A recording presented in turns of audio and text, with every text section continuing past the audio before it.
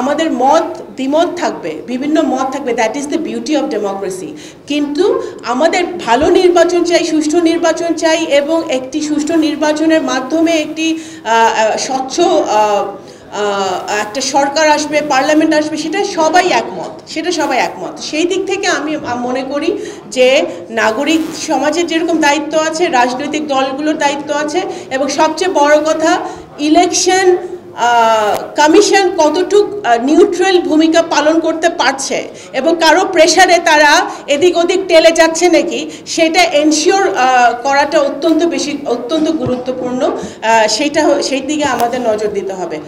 আমরা ডাইরেক্ট ইলেকশনে আরও নারী পার্টিসিপেশন চাই, কিন্তু ইনক্লুডিং মাই পার্টি, সকল রাজনৈতিক দলের একটা মনস্তাত্ত্বিক পরিবর্তন যতদিন না আসবে ততদিন পর্যন্ত নারীদের আরও বেশি আপনার নমিনেশন দেওয়া হবে না।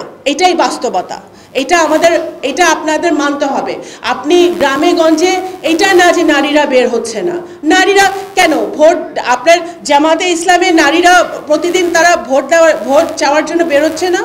আমাদের নারীরা ইউনিয়ন ইলেকশনে, উপজেলা ইলেকশনে, ভাইস চেয়ারম্যান ইলেকশনে পার্টিসিপেট করছে না?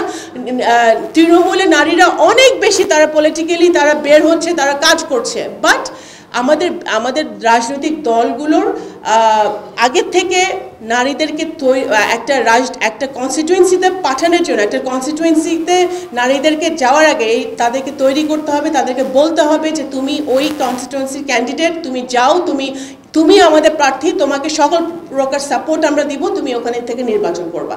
তাহলে সে কর্মী তৈরি করার সুযোগ পাবে, সে কাজ করার সুযোগ পাবে, সে ভোটারদের মন জয় করার সুযোগ পাবে। সেটার জন্য আমাদের অপেক্ষা করতে হবে। দ্যাট ইজ এ রিয়ালিটি, এটা ওভারনাইট হবে না। এটা আমরা যত কথায়, but the good part is যে ডিসকাশনটা থাকতে হবে টেবিলে। ডিসকাশনটা যত বেশি থাকবে তত বেশি আমাদের ভবিষ্যতে এটার একটা পজিটিভ একটা আউটকাম হওয়ার সম্ভাবনা আছে। আরেকটা যেটা বলতে চাই, যে এটা শেষ করে দিতে যাচ্ছে, আমি বাড়াবো না, যে আমরা বাংলাদেশ জাতীয়তাবাদী দল আমরা দেখেছি যে নির্বাচনে এই যে জোর করে নির্বাচন নেওয়ার যা ঘটনা ঘটেছে বিগত দিনে, সেটা আমরা দেখেছি, সেটা আমরা ভুক্তভোগী। আমরা সেই জায়গাটায় ফিরে যেতে চাই না। আমাদের দ্বিমত থাকবে, বিভিন্ন মত থাকবে, that is the beauty of democracy.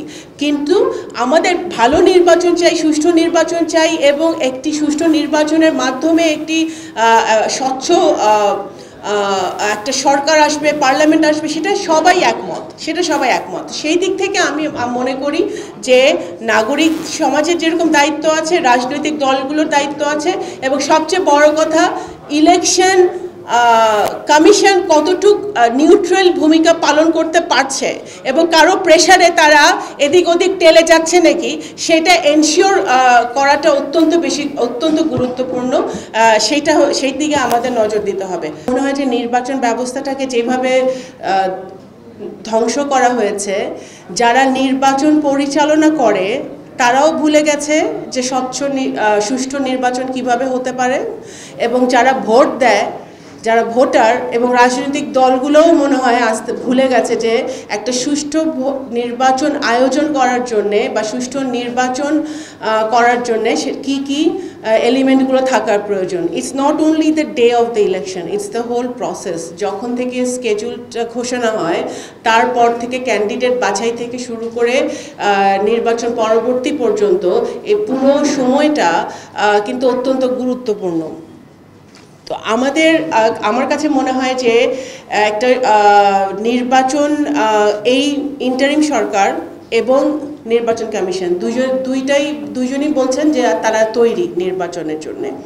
কিন্তু মাঠ পর্যায়ে দেখুন, আমি 2008-এ আমি একজন প্রার্থী ছিলাম, 2014-তে বিএনপি নির্বাচনে যায় নাই, 2018 সালে আমি একজন প্রার্থী ছিলাম। আমি দেখেছি যে কিভাবে মাঠ পর্যায়ে ডিসি, এসপি, ওসিকে ব্যবহার করে নির্বাচনকে কুক্ষিগত করা হয়, কিভাবে ভয়ভীতি দেখিয়ে ক্যান্ডিডেটকে মার দেওয়া হয়, কিভাবে ক্যান্ডিডেটের যারা ক্যাম্পেইন করে, যারা সমর্থক, যারা কর্মী, তাদেরকে কিভাবে বিনা দোষে বিনা বিচারে তাদেরকে গ্রেফতার করা হয়, এটা আমরা দেখে আসছি। এবং 2008-এর নির্বাচনও অনেকে বলে সুষ্ঠু হয়েছে, কিন্তু সেখানেও কিন্তু একটা সূক্ষ্ম কারচুপির মতো হয়েছে বলে অনেকে একটা স্কুল অফ থট আছে। আমরা যেটা বলতে চাই যে আজকে যদি নির্বাচনটাকে সুষ্ঠু করতে হয়, প্রথমে নির্বাচন কমিশনটাকে স্বাধীন, মানে ইন্টেনশনটা থাকতে হবে, স্টেক হোল্ডার কারা কারা, 1 নম্বর নির্বাচন কমিশন, 2 নম্বর পলিটিক্যাল পার্টিস, 3 নম্বর ভোটার, এবং যেই সরকারের অধীনে এই নির্বাচনটা হবে, নেক্সট নির্বাচন, এই বর্তমান প্রফেসর ইউনূসের সরকার।